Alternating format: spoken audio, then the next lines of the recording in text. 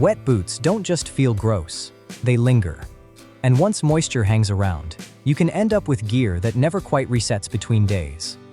The tricky part is that a lot of dryers sound similar on paper, but the lived difference comes down to drying speed, how gentle the heat is, and whether using it feels effortless or like another chore.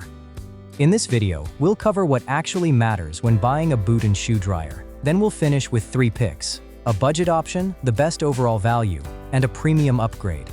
We've included updated links with the best pricing in the description below. The first thing that matters is drying method and pace.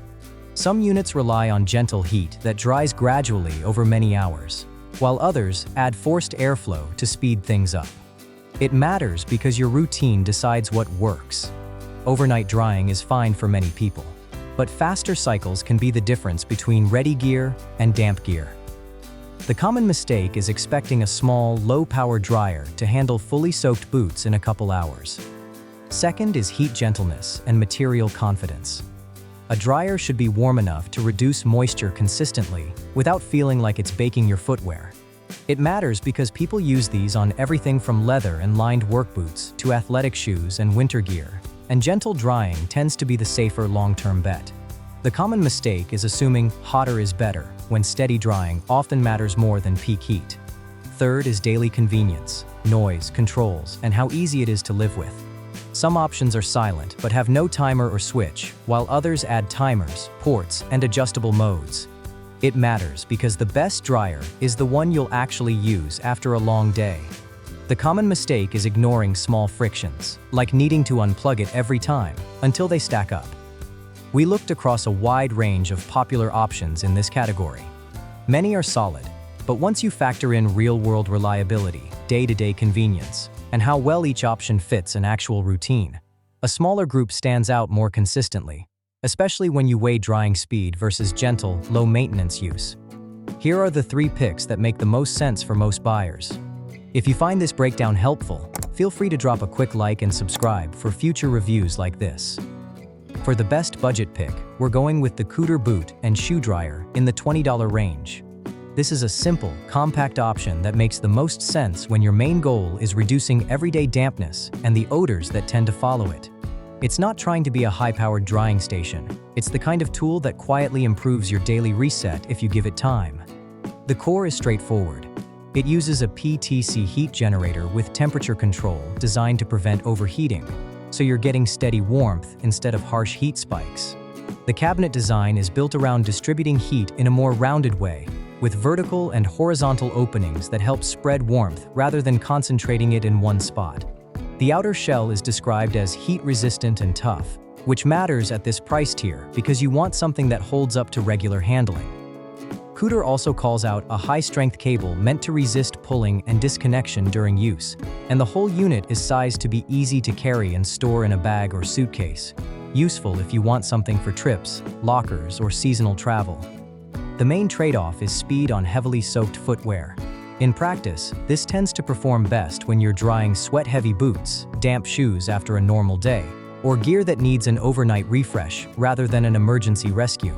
For the money, it delivers a surprisingly practical experience, quiet, compact, and simple enough that you'll actually use it, which is usually the difference between "I own a dryer" and "my boots are dry." For the best value pick, we're going with the Pete electric gear dryer in the $50 range. This sits in the sweet spot because it focuses on the core job, drying by morning, while leaning into simplicity, quiet operation, and long-term reliability. It's the kind of purchase that becomes part of your routine without demanding attention. Pete's approach is gentle warming that rises and dries footwear silently, and it's positioned as an overnight dryer for most shoes and boots. That matters because for many households, dry by morning is the real goal, and silent operation makes it easy to keep near an entryway or mudroom without adding noise. It's also described as energy efficient, to the point where the intent is that you can leave it plugged in continuously, which removes the start-stop mental load. Material compatibility is another practical win. It's described as safe across common footwear materials, which helps if you rotate between sneakers, work boots, and outdoor gear. The main limitation is convenience controls. There's no built-in on/off switch or timer, so use tends to be plug in to run, unplug to stop. Even with that trade-off, this is the default recommendation for most people because it hits the most common need with the least drama. If you want quiet, consistent overnight drying that fits into everyday life, this balance is hard to beat. For the best premium pick, we're going with the DryGuy Gear and Garment Dryer in the $110 range. What you gain here is speed, throughput, and control, the stuff that matters when you're drying multiple items constantly, or when overnight isn't fast enough. The big upgrade is forced air drying. A central blower circulates air through 4 ports so you can dry up to 2 pairs at once, or boots plus gloves, and it's positioned to get gear dry in about 1 to 3 hours. That's the practical difference you feel. Shoes that used to stay damp overnight can become ready again in the same evening.